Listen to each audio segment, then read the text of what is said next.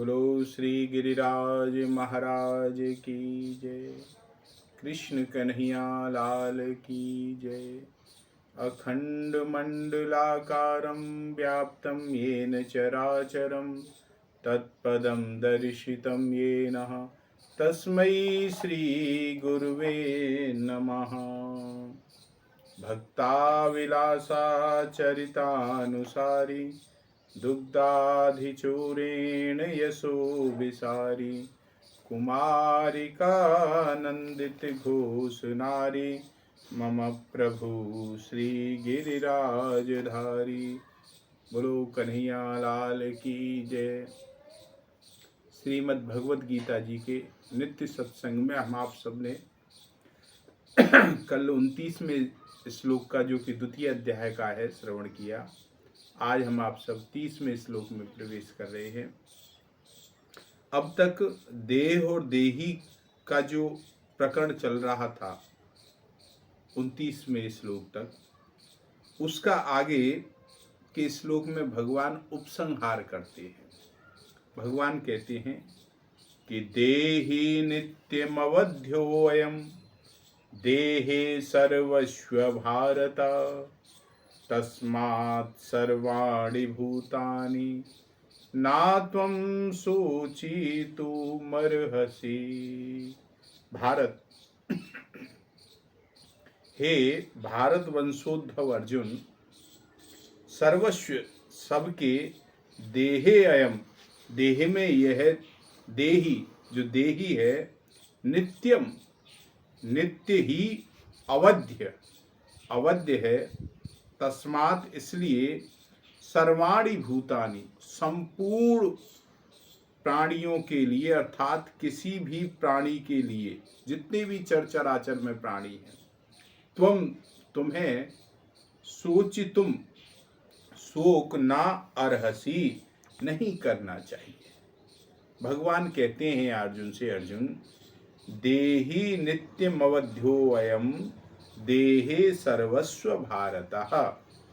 मनुष्य, देवता, पशु, पक्षी, कीट पतंग आदि जितने भी जंगम हैं, स्थावर जंगम हैं, संपूर्ण प्राणियों के शरीर में यह जो देही है वह नित्य अवध्य है, अर्थात अविनाशी है।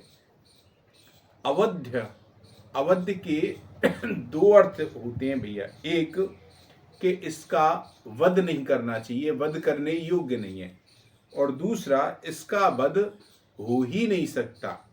जैसे गाय है, यह अवध्य, अर्थात कभी किसी भी अवस्था में गाय का वध नहीं करना चाहिए। गौवध से बड़ा भारी पाप लगता है। परंतु देही के विषय में जो देही है, यहाँ अवध नहीं करना चाहिए, वध नहीं करना चाहिए, ये वाक्य प्रयोग नहीं होता। प्रत्युत इस देही का वध अर्थात नाश कभी किसी भी तरह से हो ही नहीं सकता, कोई कर ही नहीं सकता इसका नाश। यह अवध्य शब्द का प्रयोग यहाँ बनता है। तस्मात् सर्वाणि भूतानि नातम शोचित मर्हसि। यहाँ कहते हैं इसलिए तुम्हें अर्जुन किसी भी प्राणी के लिए शोक नहीं करना चाहिए, क्योंकि इस देही का विनाश कभी होता ही नहीं है और हो ही नहीं सकता। और विनाशी देह क्षण मात्र स्थिर नहीं रह सकता, ये निरंतर विनाश की तरफ चलता है, इसका परिवर्तन होता रहता है। शरीर, यहाँ कहते हैं यहाँ सर्वाणि भूतानि, यह पद प्रयोग किया गया है, तो बहुवचन देने का, सर्वाणि भूतानि पद देने का, यहाँ बहुवचन देने का आशय है कि कोई भी प्राणी बाकी नहीं रहे, अर्थात किसी भी प्राणी के लिए शोक नहीं करना चाहिए। शरीर विनाशी है क्योंकि इसका स्वभाव ही नाशवान है, प्रति क्षण ये नाश की तरफ जा रहा है। परंतु जो अपना स्वरूप है वह अविनाशी है, उसका कभी नाश नहीं हो सकता। अगर इस वास्तविकता को जिसने जान लिया, जिसने अनुभव कर लिया, फिर उसको शोक नहीं हो सकता, अर्थात शोक संभव ही नहीं होगा महाराज। इसमें आगे जो कहते हैं भगवान ने 11 में से 23वें श्लोक तक देह और देही का विवेक वर्णन किया है। और इस प्रकरण में भगवान ने, इस जो प्रकरण चला है इसमें भगवान ने ब्रह्म जीव, प्रकृति पुरुष, जड़ चेतन, माया अविद्या, आत्मा अनात्मा आदि जो दार्शनिक शब्द हैं उनका प्रयोग कहीं नहीं किया है भगवान ने। तो इसका यह कारण है कि भगवान इसको पढ़ाई का अर्थात सीखने का विषय ना बनाकर अनुभव का विषय बनाना चाहते हैं और यह सिद्ध करना चाहते हैं कि देही और देह ये अलगाव का, जब देह और देही के अलगाव का अनुभव मनुष्य मात्र कर सकता है, इसमें किसी भी तरीके की कोई भी पढ़ाई करने की आवश्यकता नहीं है। अधिकारी बनने की कोई जरूरत नहीं है कि आप इसके अधिकारी हो नहीं हो, प्रत्येक जीव इसका अनुभव कर सकता है। सत असत का विवेक मनुष्य अगर अपने शरीर पर करता है तो वह साधक होता है, और उसी सत और असत का प्रयोग वह संसार पर करता है तो वह विद्वान होता है। और अपने को अलग रखते हुए संसार में सत असत का विवेक करने वाला मनुष्य जो है वह वाचक हो सकता है, सीखा हुआ ज्ञानी तो बन सकता है, पर वह उसको अनुभव नहीं हो सकता। परंतु अपनी देह में सत असत का विवेक करने से मनुष्य वास्तविक अनुभवी ज्ञानी होता है। तात्पर्य इसका यह है कि संसार में सत असत का विवेक केवल पंडिताई के लिए किया जाता है, एक ज्ञान अर्जित करने के लिए होता है, जबकि गीता में पंडिताई की लिए नहीं है गीता। इसलिए भगवान ने यहाँ पर दार्शनिक शब्दों का प्रयोग ना करके देह, देही, शरीर और शरीरी जैसे सामान्य शब्दों का ही प्रयोग किया है। और जो संसार में सत असत का विचार करते हैं और वे अपने को अलग रखते हुए अपने को ज्ञान का अधिकारी बनाते हैं, परंतु अपने में देह और देही का विचार करने में मनुष्य मात्र ज्ञान प्राप्ति का अधिकारी है, और अनुभव करने के लिए देह देही का विवेचन उपयोगी है बकाए ज्ञान की बातों से, और सीखने के लिए तत्व का विवेचन उपयोगी है। इसलिए साधक अनुभव करना चाहता है तो सबसे पहले उसको शरीर से अपने अलगाव का अनुभव करना चाहिए कि शरीर और शरीरी के संबंध रहित हूं मैं, दोनों में संबंध नहीं है, और शरीरी और शरीर के संबंध से रहित है, अर्थात मैं शरीर नहीं हूं, यह अनुभव उसे करना चाहिए। उसने जितनी सच्चाई से, जितनी दृढ़ता से, जितने विश्वास से और निसंदेहता से शरीर की सत्ता महत्वता मानी है, उतनी ही सच्चाई से, उतनी ही दृढ़ता से, उतने ही विश्वास से और उतनी ही निसंदेहता से स्वयं अपने स्वरूप की सत्ता की महत्ता मान ले और अनुभव कर ले। तो शरीर केवल कर्म करने का साधन है, जो ये शरीर है, और कर्म केवल संसार के लिए किए जाते हैं। जैसे कोई लेखक है, लिखने, आपको कुछ लिखना है तो आपने लिखने के लिए कलम ली, तो लेखन कार्य खत्म होते ही उस लेखिका को रख देता है, यथावत स्थान पर रखते। ऐसे ही जब तक साधक को कर्म करते समय शरीर को स्वीकार कर लेना चाहिए, और कर्म समाप्त होते ही शरीर को ज्यों का त्यों रख देना चाहिए, जैसे लेखनी को रख देते हैं, उससे असंग हो जाना चाहिए। कारण इसका है कि अगर हम कुछ भी नहीं करेंगे इस शरीर से तो इसकी जरूरत क्या है फिर।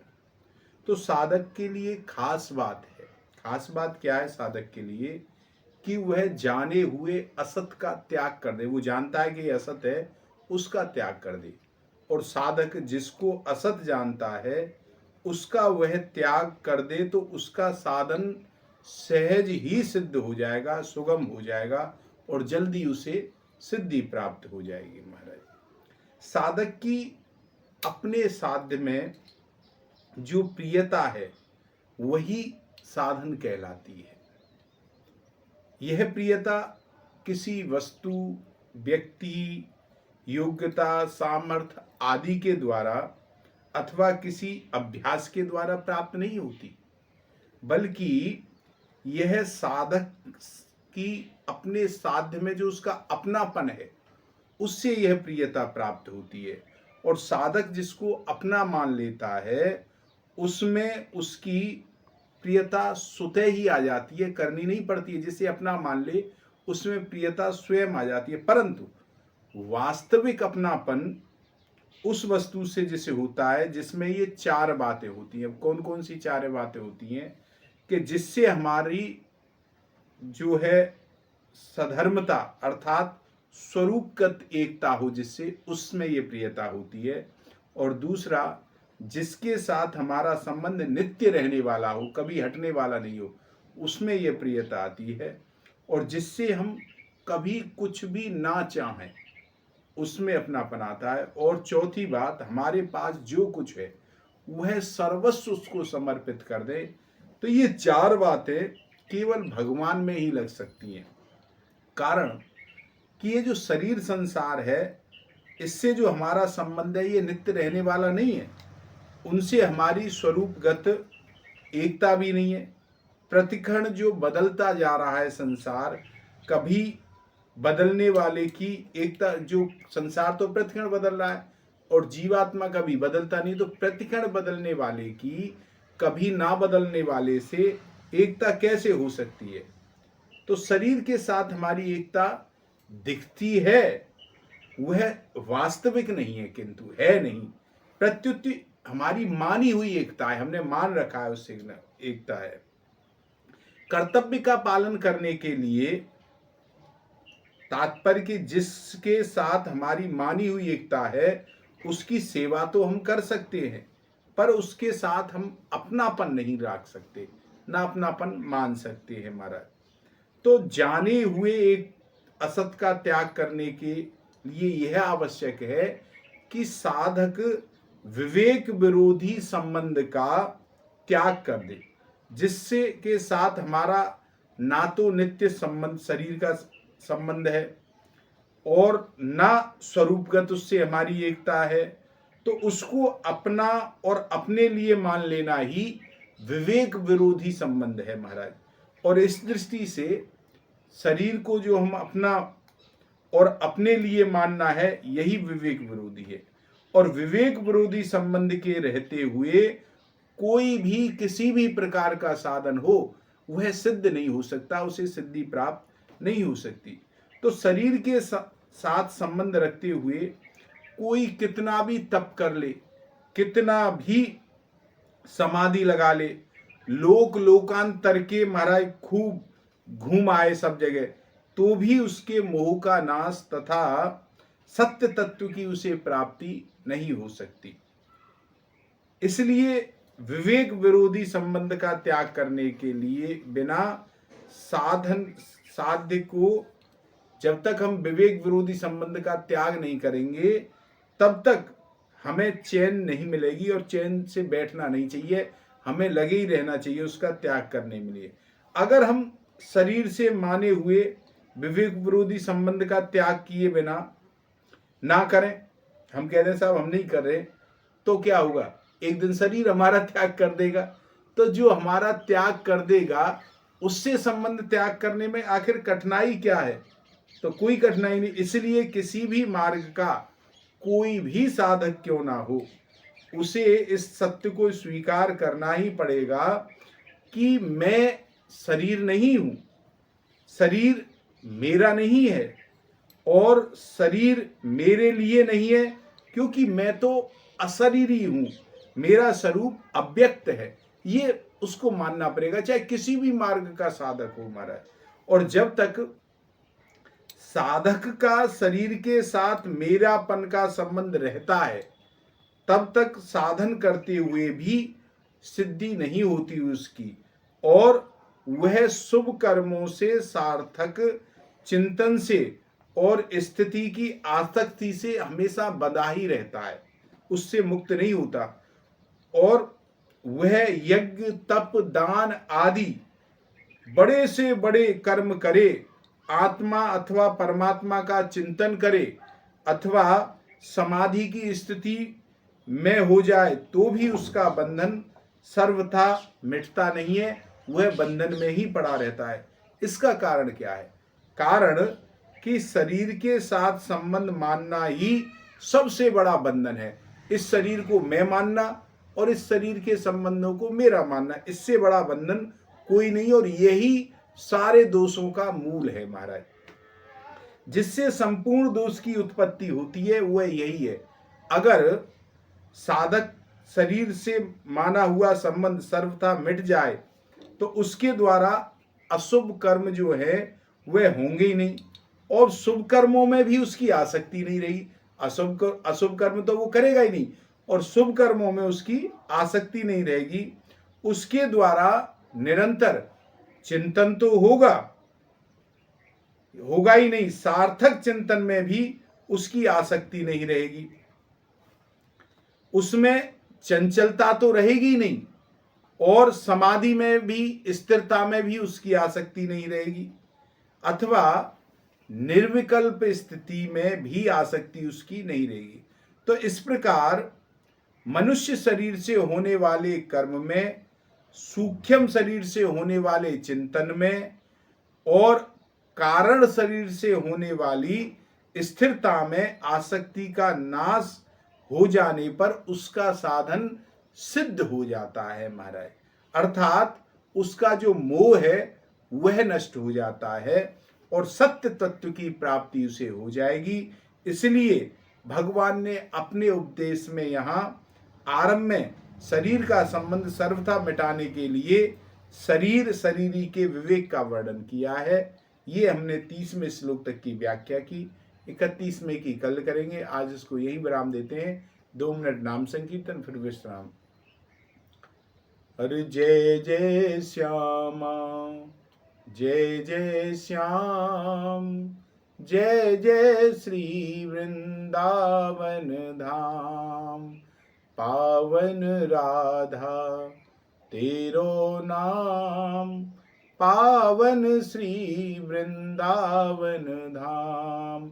बोलो कृष्ण कन्हैया लाल की।